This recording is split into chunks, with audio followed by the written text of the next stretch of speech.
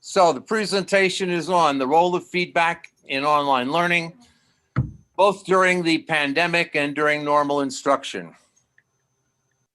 What I want to talk today is about some of the issues. Are faculty, number one, delivering feedback? Most of us are delivering feedback, but we're not sensitive to the different types of feedback that there are. And we need to be sensitive to the types of feedback, constructive feedback, or corrective feedback. There are all kinds of different types of feedback that I'm going to be covering today, and people keep popping up on the screen wanting to be admitted. What I see as some of the big issues, number one, are students reading the feedback that we send to them, and then are they responding? Are they making the changes that we suggest to a paper, to their way of thinking? Because some of your students think maybe somewhat illogically, irrationally, or unreasonably. What we also want to look at is whether or not feedback makes a difference. Does it really improve student learning? Or is it just something that people kind of go through or ignore?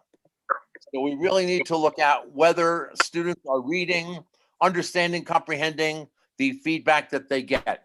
So does it make a difference in their learning in the short term or in the long term? Now, the problem is with so many different kinds of feedback, can we really tell what impacts students? What makes one student improve their writing, improve their thinking, improve their logic, their reason, their rationality? What really makes a big impact? Big concern is there any faculty training in giving feedback or in using feedback? Hopefully you will give me some feedback about the presentation and not about the technology problems that we have. That's a whole nother thing. The students aren't very concerned about academic feedback, but they are very frustrated with technology and the problems with technology. Can faculty self-evaluate? We have, let's see, I don't know, about 47, 57. We still have people entering the room. But can faculty really look at what they are doing, or can we use peers? Can faculty look at the feedback of other individuals and give them feedback as to what they're doing right, what they're doing wrong? Big issue, whether or not students like feedback. Do they want to get constructive criticism, or do they see this as highly negative? We have a problem of emotional sensitivity in that some students, they just want a grade, A, B, C, D, or 90, 70, 80, 60. They don't want the constructive criticism. I'm still admitting people into the room. Do students like feedback? Some students will come into the office and say, I really appreciate what you have said. I think it will make me a better teacher, a better scholar, a better researcher. Others just don't want to be bothered. They just want to get the grade and get the course over with and done with. We need to find out how often they want to get feedback. Michael, Michael, I beg your pardon for interrupting, but now you are the only host of this meeting. While we were trying to allow you to share your screen, we made the only host of your meeting, and there are some people who are speaking right now. I think we need to warn them, or you can just help us to make us co-hosts of this meeting. Okay. I have to speak to everyone to mute because we're hearing dogs and children and screaming and yelling in the background, which interferes Okay, with my perfect warning. presentation. I think it will work. I think this works. Thank you very much. Okay. This Okay, is, great. maybe you'll give me too much feedback that I am too loud or too domineering. Yeah, you Okay. see, this is the effectiveness of feedback. This is effective feedback, and we have to move on. And Okay. there is silence right now. And that's what we Cool. want. I want to be the only voice. Okay, good. All right, thank you. Should we do a formative assessment? In other words, should we, at the beginning of a course, ask if students want feedback? What kind of feedback? I'm going to talk in a few minutes about the different types of feedback. And then at the end of the course, let's get a paragraph from them about did they feel that it was helpful or beneficial? We also have to look at what the literature says, because there has been some published literature, and I will be glad to send it to you. I have my PowerPoint to send also, in case I go too quickly through this, because they've only given me 20 minutes.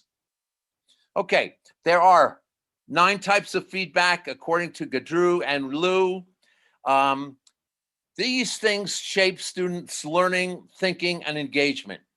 One type of feedback is appreciation. I appreciate what you have done, your work, your effort, your energy. There's another type of feedback where we say back or restate or summarize what they have said.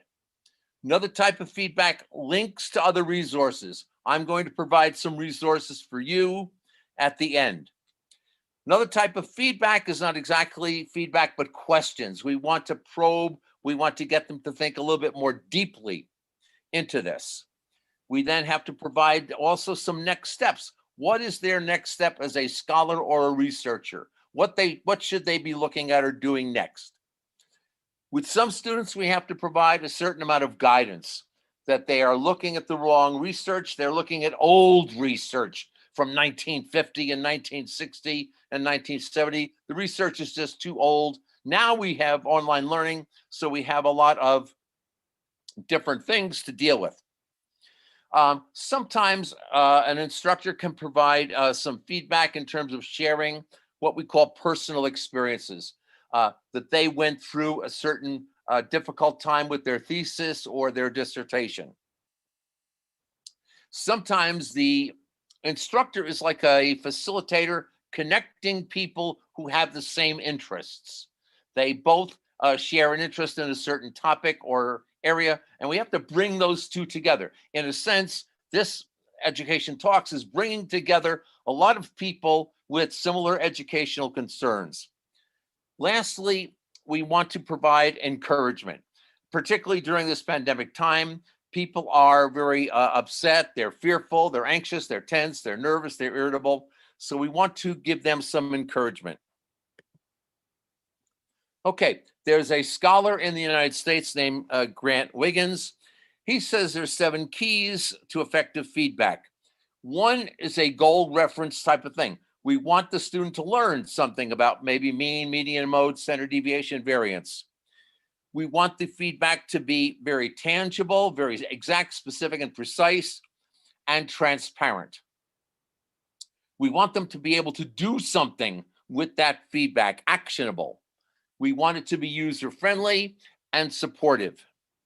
We want it to be current and timely, and then it should be ongoing. You can't just give a lot of feedback one week and then nothing 2 or 3 weeks after. And the feedback has to be consistent. This is a problem that a lot of students have and a lot of faculty have, that they are not consistent over the 15 weeks. Another type of feedback, appreciation. We want to know that the student is appreciated and that their efforts are appreciated. We want to provide links to various resources so that they have some other material to follow up on. Now, types of feedback, we can have written feedback, email, we can have discussion board, we can have Audacity or Zoom. And you have to decide for yourself what is the best way for you to give feedback. Sometimes I can give written feedback, but if I have a Zoom feedback, then it gets to be a kind of argument where the student may not agree. We try to keep it non-judgmental. Now, some faculty members have very, very large classes. I have fellow faculty members and they have like 80 students. So they have to give their feedback maybe in a group setting. or they have to give a massive goal-oriented statement about the entire class. We can also have students do a self-evaluation, and sometimes students are more harsh on themselves than you are as an instructor.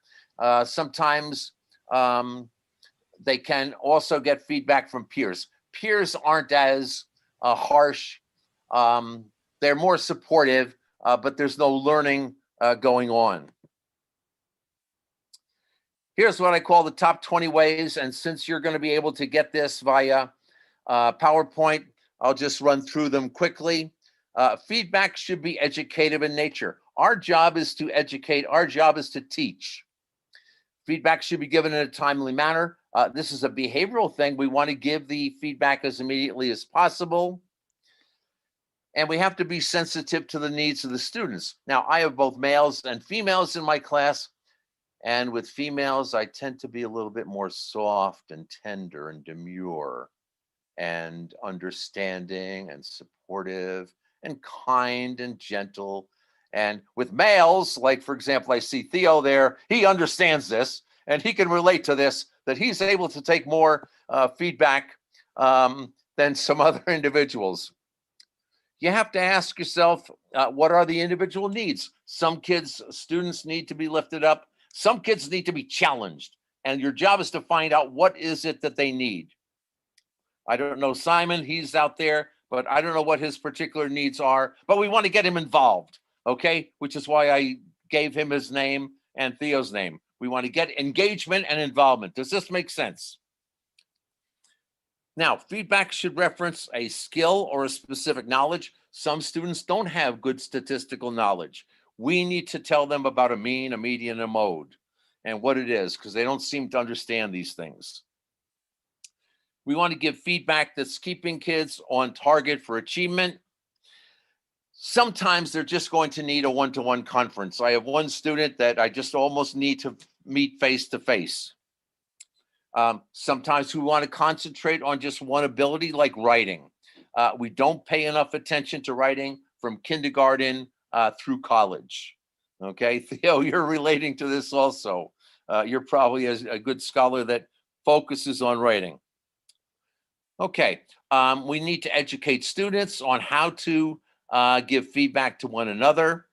Sometimes we can also ask another faculty member to provide feedback for inter-rater reliability. We want students to take notes, and we want them to keep track of their progress. Sometimes genuine praise really is important. You can say good, excellent, well done, but I really enjoyed that thing that you did recently or what you posted. Sometimes we have to give models or examples, and we can also invite students to give you as the instructor feedback also. I don't know how much time we have left, but if you keep me posted on this. Okay. How many slides do you have, Michael? About 3 or 4 more. I'll go through time them is okay. We don't have any problems with time. You can just move on. Okay, so student perceptivity of feedback. What do they think? Do they feel, or do they just ignore it in total? How many ignore it? How many take it to heart? How many see it as an important part of their growth and development? Now, what kind of feedback engages students? Some students, they need to hear it, so you have to use Audacity or some other technology to communicate verbally. They don't always read. I sometimes write long sentences, but I'm not sure that they read them. And then how do they perceive it? Do they perceive it as a personal affront or as a sincere effort to improve their learning? Okay, feedback during a pandemic. What we're dealing with now is obviously this coronavirus.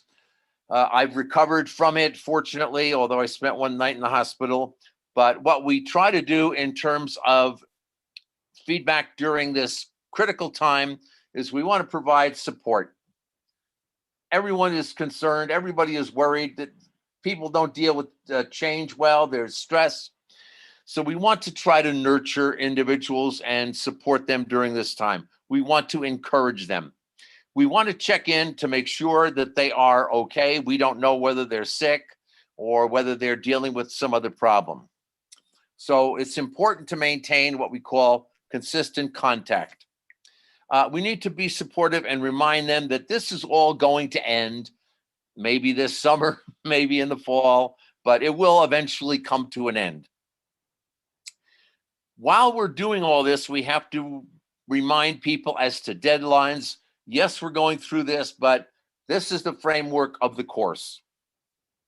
And then we can simply ask how they are coping. How are they doing during this pandemic? I see a lot of faces out there, and I'm hoping that you're all doing well and coping with all the adversity and all the challenges that you're dealing with. Okay, a couple of things that I have offered to students. We will get through this. We're all in this together. We're all dealing with having to wear the face masks and having to keep social distance and stuff like that. When you give feedback, this also serves as a distraction. It gets them thinking. We want them thinking. What a concept that we want our students to think. Feedback also during this time keeps students focused on learning and on target. We need to help them to understand that they're still engaged in the learning process. Feedback can be by email, Blackboard or Canvas, or Skype or Zoom. These are all methodologies that some people are familiar with. Feedback keeps students involved, and feedback keeps students learning. But we need to do a lot more research to find out what types of feedback. There's suggestive feedback, there's questioning feedback, there's a whole lot of different types of feedback. And I can share this, all these references with you. And right now I'm doing some research with students. If anyone wants to use this form, I'm going to do a Qualtrics thing with this to try to get more information about how students see feedback and how they appreciate it or not.